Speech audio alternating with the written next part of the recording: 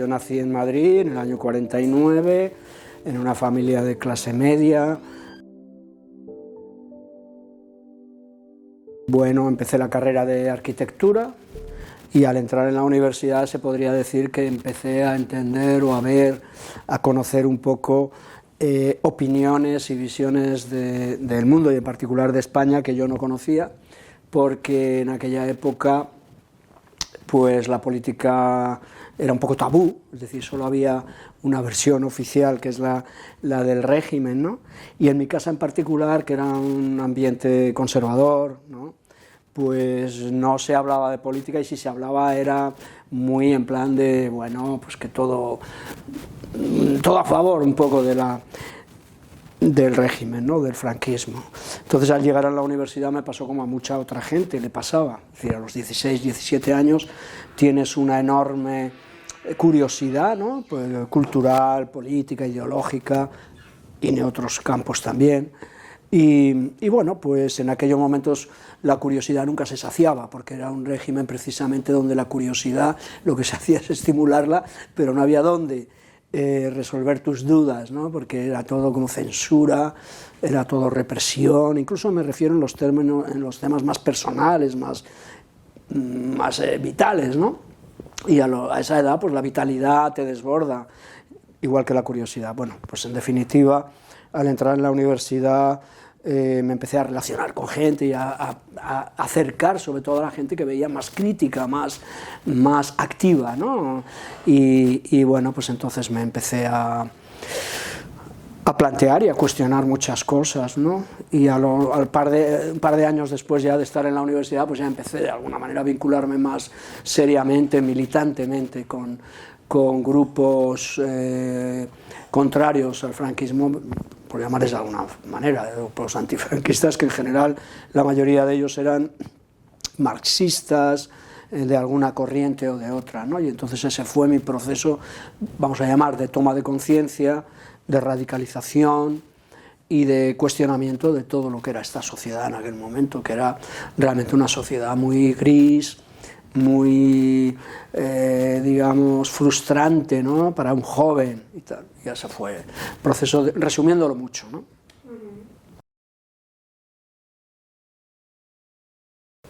Bueno, yo creo que se vivía de una manera, en esa edad, etcétera, pues yo creo que se vivía con una mezcla de, vamos a decir, esa conciencia o racionalidad política, pero también con una parte que es muy visceral, muy emotiva, ¿no? Es decir, que la adolescencia o la tardía adolescencia ya de esas edades de juventud, pues son evidentemente edades en las que uno tiene muchas pulsiones vitales, ¿no? Y entonces pues hay que reconocer que cuando uno empezaba a actuar políticamente, le movía no solamente el puro raciocinio, el puro pensar en ideologías y en argumentos más o menos políticos e ideológicos, sino también mucha emoción, ¿no?, mucha afán de experiencias, ¿no?, y las experiencias digamos, de rechazo a un sistema, que yo creo que son casi comunes en todas las, digamos, generaciones o en todas las situaciones, en esa situación en particular, frente a una dictadura, que realmente era una dictadura muy evidente en cuanto empezabas a tener cierto sentido común. Bueno, pues yo diría pues que eso, que había una mezcla de aspectos racionales y de aspectos emocionales que confluían en ese afán de buscar, rechazar, protestar y a la vez digamos, aprender cosas que supuestamente eran prohibidas, ¿no? Es decir, cuanto más prohibida, pues más interesantes eran esos aspectos o esas dimensiones del mundo, de España, de la historia y de la vida incluso personal, la vida sexual, la vida, en fin, todo eso que en aquel momento era tabú, era todo como muy negro, muy oscuro, ¿no? Tuve conflictos, obviamente, familiares, porque mi familia obviamente no estaba en ese rollo, precisamente, y esos conflictos, por un lado, en el ámbito doméstico, y luego sí, tuve la represión política, tuve una primera detención en el año 70, tenía 21 años y bueno, pues ya en esa primera detención ya me procesaron y estuve un tiempo corto en la cárcel porque me dieron la libertad provisional. Me pidieron 2 años de cárcel, creo, salió un juicio, pero al poco tiempo hubo un indulto y no tuve que entrar en la cárcel de nuevo. Y ya en el 73, 3 años más tarde, vuelven a detenerme, pero ya siendo reincidente. La policía tenía mucha más información sobre mí, digamos, yo ya no podía ir como la primera vez de chico estudiante, despistado, aunque sea, está leyendo un poquito de Marx y cosas de estos rollos de estos, sino que ya para la policía pues era bastante, vamos, tenía mucha información como para saber que yo estaba militando en un grupo determinado, en un partido pequeño, de extrema izquierda, y entonces pues primero el paso por la Dirección General de Seguridad fue muchísimo más duro, sufrí torturas durante los 3 días que estuve y ya me volvieron a procesar, me mandaron a la cárcel, pero ya entonces sin libertad provisional, ya estuve hasta que murió Franco en diciembre del 75, donde salí con el indulto que se dio entonces. Bueno, en aquella época, digamos, los delitos políticos más típicos eran 2, que estaban en una ley que se llamaba la Ley de Orden Público, cuyo tribunal era también el Tribunal de Orden Público, por el que pasábamos normalmente los condenados políticos, o los, digamos, supuestos, o los digamos, detenidos políticos, ¿no? Es decir, que eran procesados por el Tribunal de Orden Público con arreglo a la Ley de Orden Público, y había 2 delitos característicos que casi siempre te aplicaban, y normalmente te aplicaban los 2, que era asociación ilícita y propaganda ilegal. Y en ambas detenciones me acusaron de ambos delitos. Y luego, bueno, pues aparte de eso, había gente que si ya tenías algún tipo de acusación de acción violenta, armada, terrorista, pues ya había otros delitos, por la ley de, no me acuerdo cómo se llamaba, que eran delitos de terrorismo, y entonces incluso pasabas a los tribunales militares, ¿no? En el caso de la gente que no estábamos en ese tipo de acción o de lucha armada, violenta, etcétera, sino que, bueno, pues hacíamos digamos, la militancia política, ¿no? Propaganda, manifestaciones, reuniones, asociación, etcétera, etcétera, pues te pasaban por el Tribunal de Orden Público con esos delitos.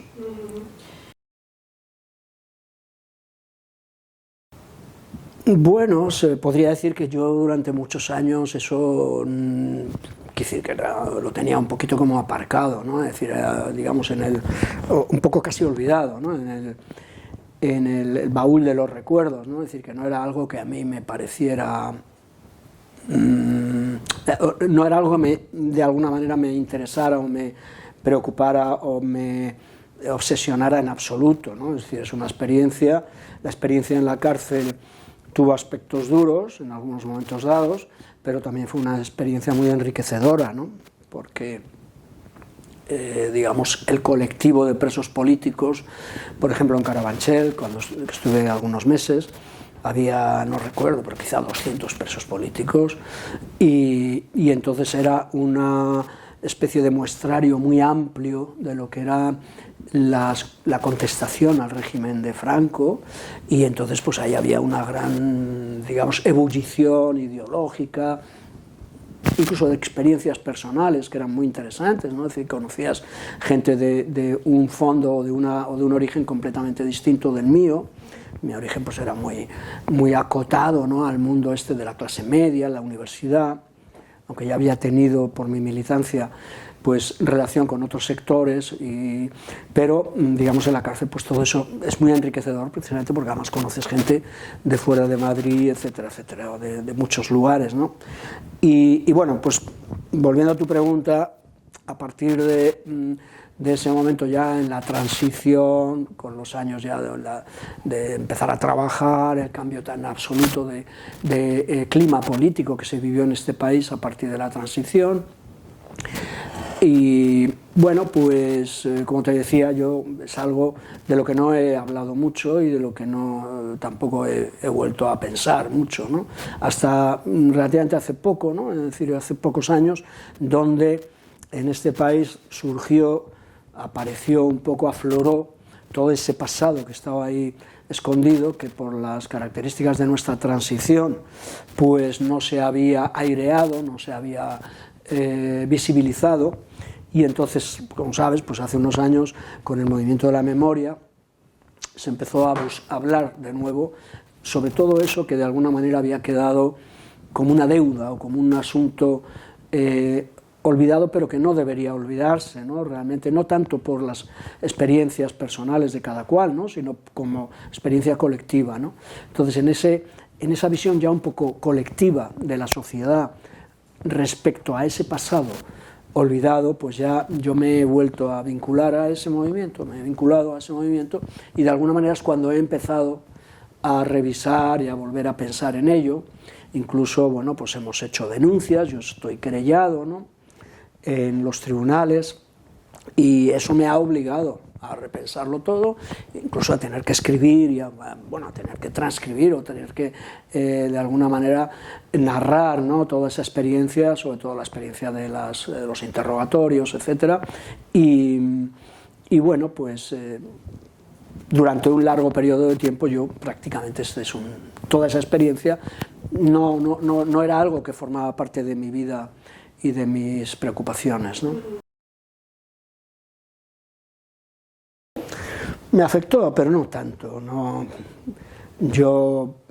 la verdad es que me costó recordar cosas porque se me había olvidado mucho, ¿no? Y en algún momento dado vinieron como flashes de pequeños momentos o de pequeñas situaciones que no había recordado, no había vuelto a pensar en ello. Mucho se me ha olvidado directamente, o sea, hay muchas cuestiones, muchos detalles de los que no puedo acordarme ya, para nada, pero digamos, si eso me ha producido, vamos a decir, determinadas sensaciones o determinados choques, ¿no?, emocionales, no, muy poco. O sea, yo creo que la mayoría de las personas que pasamos por aquella experiencia en aquellos años, pienso que lo tenemos más que asimilado y metabolizado, y a mí yo no lo vivo como algo,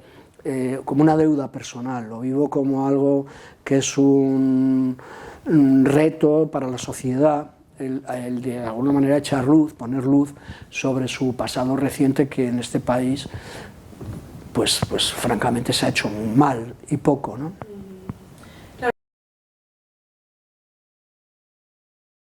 Es individual, pero a la vez es colectivo, en el sentido de que cada una de las querellas nuestras es una querella individual de cada uno, de su propio caso, su propia experiencia, pero fue un movimiento en el sentido de que fuimos muchas y muchos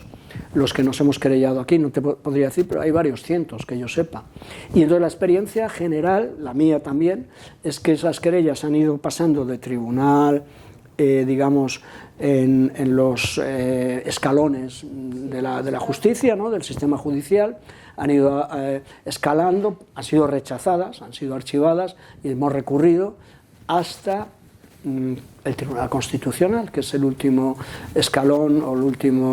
la última instancia, ¿no?, en la jerarquía judicial. Y finalmente pues también ha sido archivada por el Tribunal Constitucional hace, no lo sé, 2 o 3 años. Y entonces a partir de ahí los abogados, yo como no soy abogado, quiero decir, tampoco le puedo dar, vamos, hay una valoración muy desde el punto de vista técnico legal, pero nuestros abogados, que son abogados que trabajan, digamos, voluntariamente, es decir, que lo hacen también de manera altruista, ¿no?, este trabajo. Tenemos un grupo de abogados muy entregado y yo creo que muy profesional, pero que a la vez son voluntarios. Pues ellos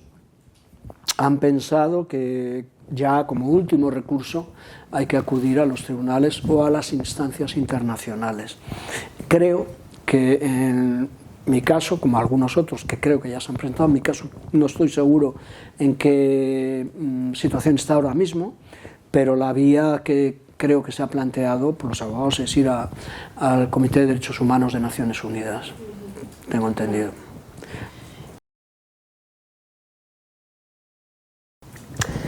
Bueno, la transición fue un proceso muy rico, ¿no? Por un lado, había una enorme energía social, es decir, que las fuerzas que se liberaron, las fuerzas sociales que se liberaron cuando murió Franco, son impresionantes. Aquellos años fueron dignos de vivirse, ¿no? Por toda la ilusión, toda la, digamos, el horizonte tan abierto que había, ¿no? de transformación de este país, ¿no? Porque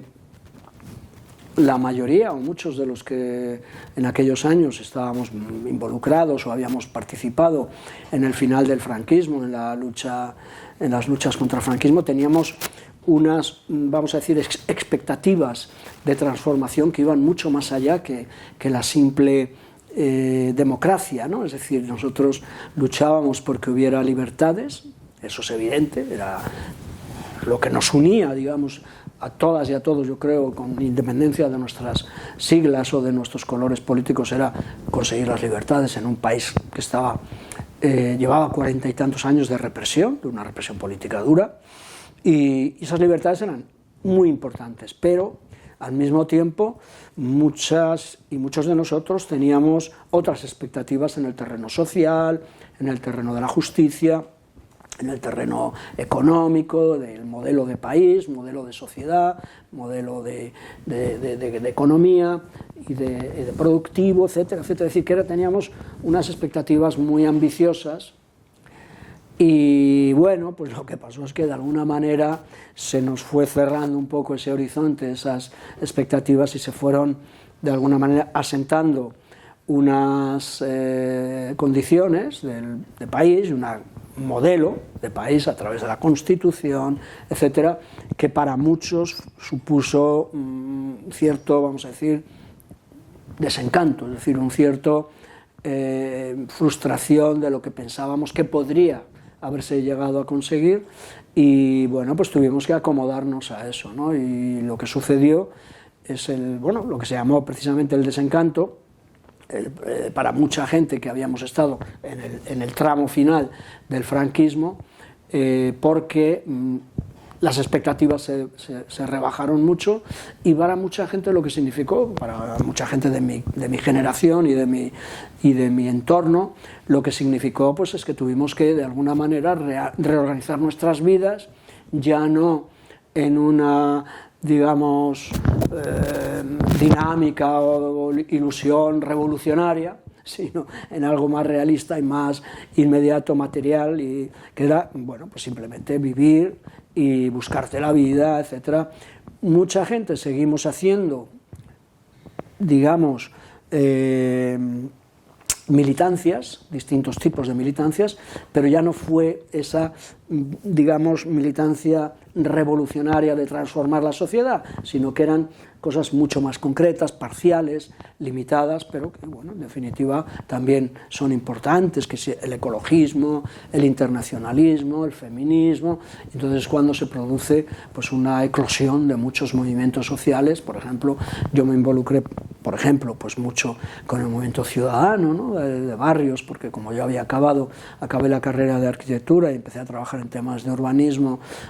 pues en esos mismos años, ¿no? Después de salir de la cárcel, pues para mí fue una salida también bastante natural el orientarme hacia el movimiento ciudadano. Luego la solidaridad internacionalista, yo me fui a Nicaragua, por ejemplo, a trabajar varios años, es decir, que de alguna manera cada una y cada uno intentamos encontrar nuestro espacio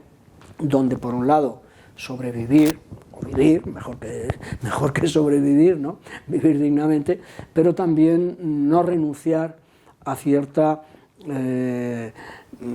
voluntad y a cierta capacidad de transformar algo. Ya no era esa transformación revolucionaria, pero sí mejorar algo el mundo, ¿no? Yo tengo una querella puesta por torturas, y los querellados, sí, yo soy el querellante, los querellados son 3 policías, que son los que me interrogaron, que figuran en el... Yo tengo el informe policial,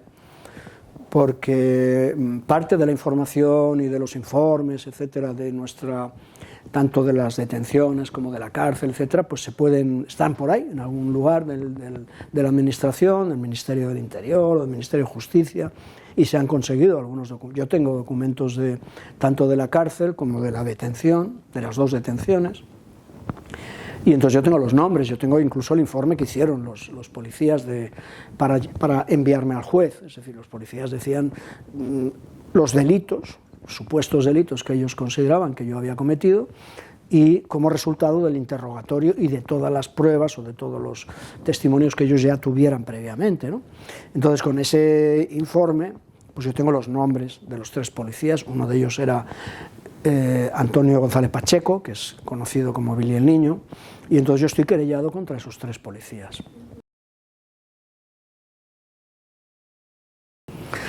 Mal, porque aquello fue una especie de trampa, ¿no? Es decir, fue una especie de truco de prestidigitación, porque la amnistía, como todo el mundo dice, insiste, era una reivindicación de la izquierda, por supuesto. Era una reivindicación a la muerte de Franco. Pues uno de las consignas o de los objetivos inmediatos era que salieran los presos políticos, ¿no? Y que salieran todos los presos políticos y que volvieran los exiliados, es decir, que de alguna manera se borraran todas las condenas o todas las sanciones que se habían impuesto en el franquismo, sobre todo en los últimos años del franquismo, es decir, que era la gente que estábamos todavía activas, ¿no? Efectivamente, la amnistía, la libertad y la amnistía eran los grandes objetivos o las grandes consignas, ¿no? Tras la muerte de Franco. Lo que sucede es que la negociación política entre los partidos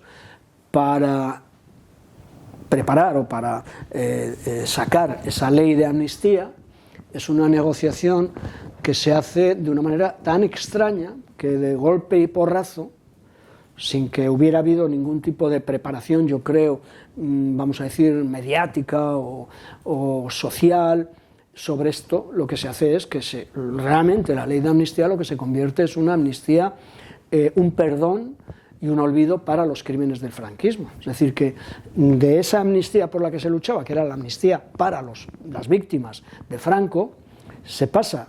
digamos, de una manera, vamos a decir, yo diría que bastante subrepticia, bastante oculta, en una negociación que se hace en unos despachos en el Parlamento, entre grupos políticos, etcétera, se pasa a una amnistía que incluye de una manera casi escondida un artículo por el cual se perdona absolutamente todos los crímenes de franquismo. Y yo creo que esto es algo que no se esperaba y que surge en el último momento y que la izquierda parlamentaria asume en ese momento como algo increíblemente que consideraban positivo, que se suponía que era conveniente y lógico y razonable, cuando no lo era en absoluto. Es decir, no tiene ningún sentido, casi no hay experiencias internacionales, porque es que no tiene ningún sentido que en un proceso de transición de una dictadura a una democracia, de golpe y porrazo, se suprima cualquier tipo... Es que no se perdonan delitos, es que lo que hace la amnistía es, digamos, bloquear la capacidad de ni siquiera investigar ningún delito, lo cual es, desde el punto de vista, yo diría que simplemente desde un punto de vista medianamente de justicia pura, sin más, es bastante absurdo pensar todos los delitos que se pueden haber cometido durante 40 años por un régimen que en una ley, en un momento determinado, de golpe y porrazo, en un artículo, que es un solo artículo, el artículo 2 creo que es de la ley de amnistía, el que, digamos, un poco de tapadillo, dice, bueno, borramos todo lo que puedan ser responsabilidades de cualquier funcionario, de cualquier institución, de cualquier elemento de ese régimen, lo cual yo creo que en un primer momento incluso yo diría que hubo cierta inconsciencia por parte de la izquierda, no era totalmente consciente de eso, a pesar de que en el Parlamento hubo políticos de izquierda y nacionalistas, también alguno muy conocido, que defendió abiertamente esa amnistía para el franquismo. Y no hay que olvidar que cuando se hace esa ley, la izquierda ya quedaba muy poquita gente en la cárcel. Quedaban, no sé si 80 presos políticos de izquierdas, y había gente exiliada todavía, pero muy poca. Es decir, que realmente para la izquierda había habido una serie de indultos hasta octubre del 77, cuando se aprueba la ley de amnistía. El primero, el que salí yo, en diciembre del 75, luego hubo creo que 2 o 3 indultos o falsas amnistías, con lo cual salió casi todo el mundo, y al final lo que quedaban era la gente que tenía delitos de sangre, que se llamaban más graves, muy poca gente. Y en cambio, es decir, la ley de amnistía, que se suponía que era la ley que amnistiaba a las víctimas de Franco, o a los condenados, a los perseguidos, a los represaliados de Franco, realmente amnistió a Franco y a todos sus compinches, ¿no? Y es algo que en aquel momento mucha parte de la izquierda quizá no fue tan consciente, pero que fue muy grave, entre otras cosas, no ya por un problema de justicia, sino por un problema de depuración de un régimen, porque igual que se amnistiaron los crímenes, se dejó absolutamente, digamos, sin tocar, sin remover ni un solo elemento de todo ese aparato represivo que había estado funcionando durante tantos años y que siguió funcionando después, aunque se cambiaron los nombres, se pusieron otras gorritas, en vez de franquistas pues se ponen una gorrita de demócratas y tal, pero en definitiva hay que pensar que esa gente, sus convicciones democráticas, de la mayoría de los jueces, policías, militares, etcétera, no eran excesivamente consistentes, ¿no? Bueno, pues es una ley que, bueno, introduce elementos positivos, se ha dicho y creo que es justo decirlo, que es una ley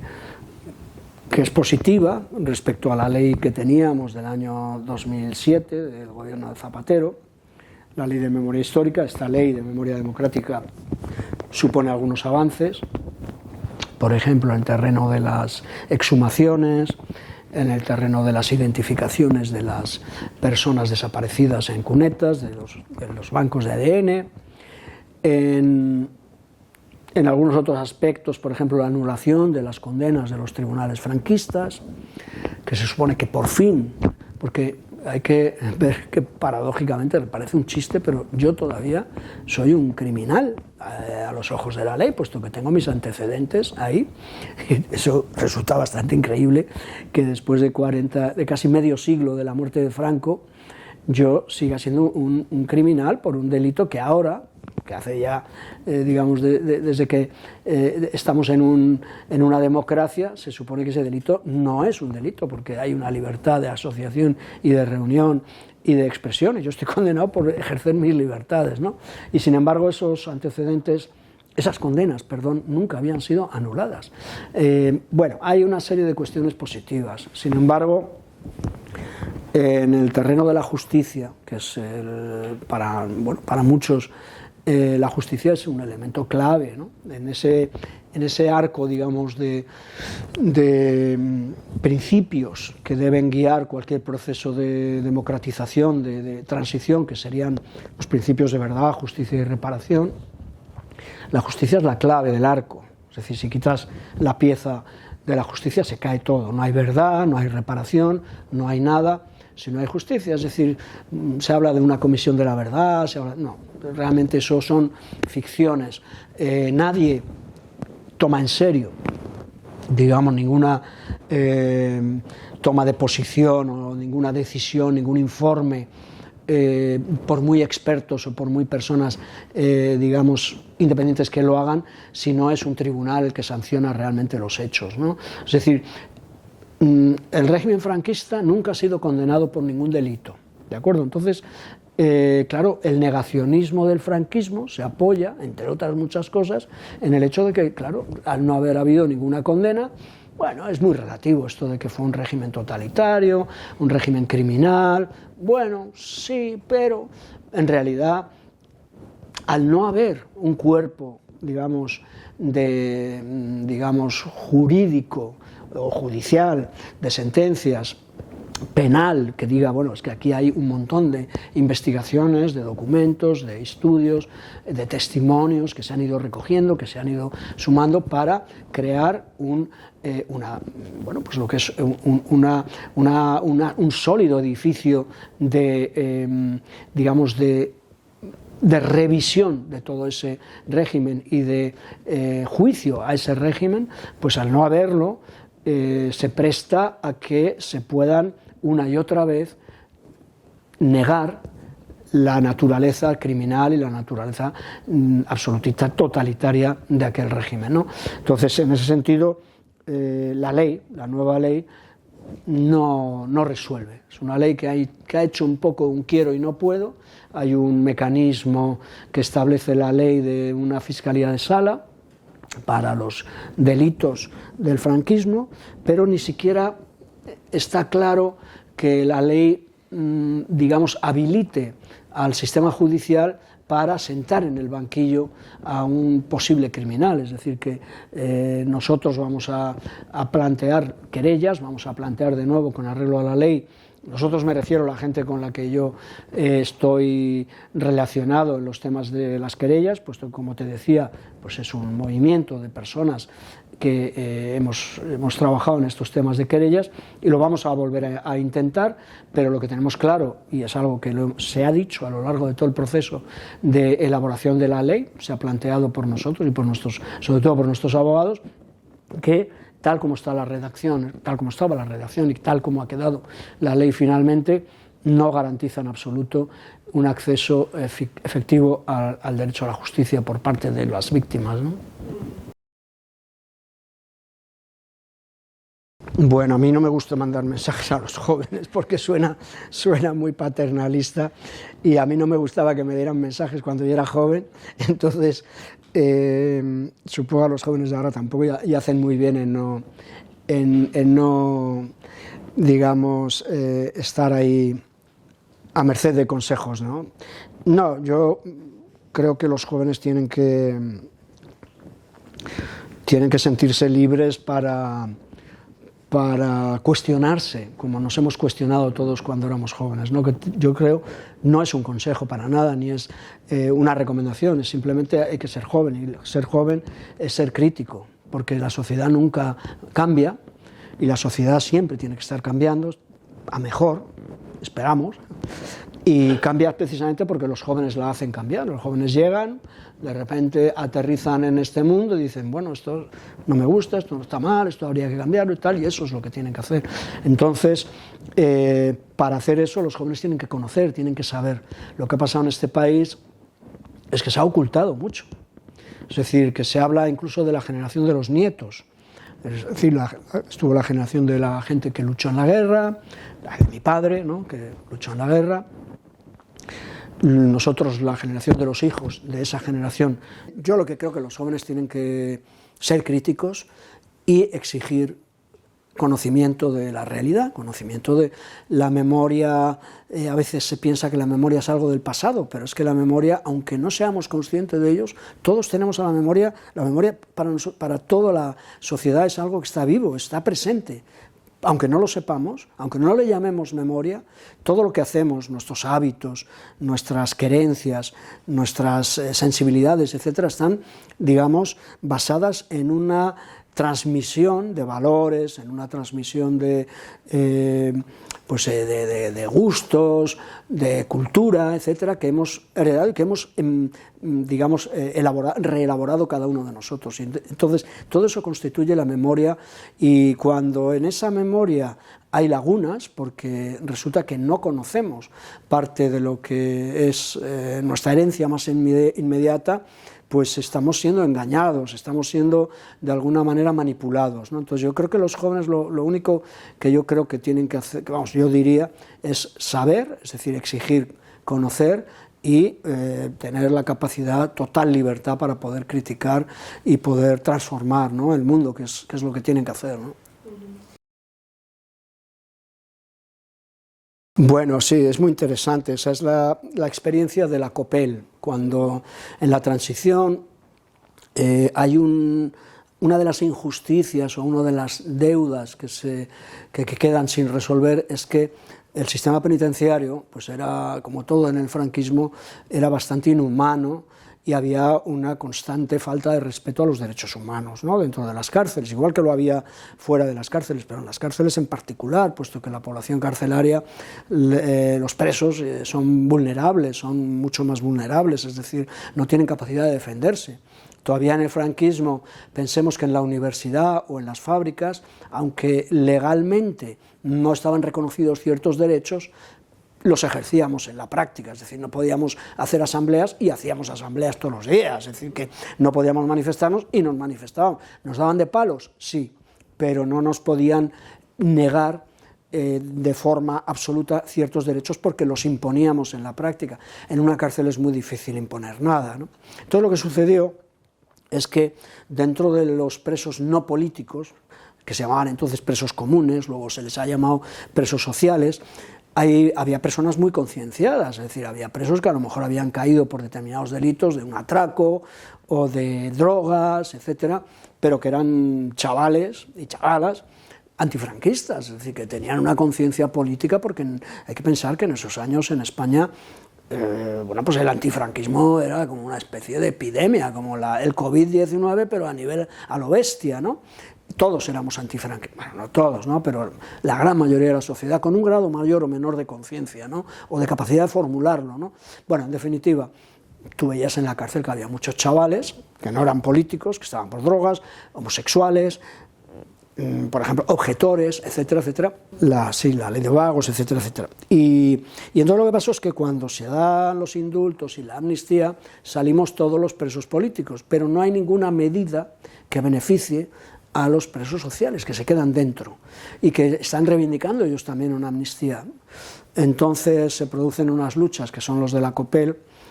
que son luchas muy desesperadas, heroicas, yo diría, porque son luchas donde ellos, las únicas armas que tienen casi de lucha es la autolesión, es decir, tienen que autolesionarse, tienen que tragarse piezas metálicas para que les lleven a la enfermería, tienen que subirse a los tejados y estar ahí aguantando que les tiren bombas lacrimógenas, que les masacren, entran los antidisturbios, bueno, lo que aparece en la película, que es absolutamente real, ¿no?, en los años del 77 al 79, que finalmente es decapitado y es represaliado brutalmente ese movimiento, ¿no? ¿Que ha variado mucho la situación en las cárceles? Pues no parece que haya cambiado tanto, porque a raíz de esa película han salido muchas informaciones de colectivos de derechos humanos que trabajan con presos y presas en las cárceles, por ejemplo los CIE, de los centros de internamiento de migrantes y tal, y no parece que el respeto de los derechos humanos sea como debería ser actualmente en las cárceles. Hay cárceles muy duras, hay cárceles también donde de alguna manera no se promueve la rehabilitación del preso, sino sobre todo la represión, etcétera, etcétera. Es decir, que yo creo que en eso todavía hay mucho que hacer, Que hay una alta tasa de suicidios entre los presos aquí en España. Por ejemplo, es que se habla muy poco, pero se habla muy poco pues porque de nuevo es una población muy vulnerable, es una población que no tiene portavoces, no tiene partidos políticos, no tiene gente que les de alguna manera les apoye, les defienda, pero yo diría que eso es una asignatura pendiente todavía, el hacer más humanas y más positivas las cárceles para rehabilitar y para recuperar a muchos jóvenes, sobre todo gente joven, ¿no? Bueno, Luis, pues muchísimas gracias por venir, la verdad ha sido muy interesante y nada, estamos encantados de que participes. Pues para mí ha sido también una grata conversación, o sea que, bueno, conversación, monólogo, porque he hablado yo sobre todo, ¿no? Pero bueno, hasta... Muchísimas gracias, Luis.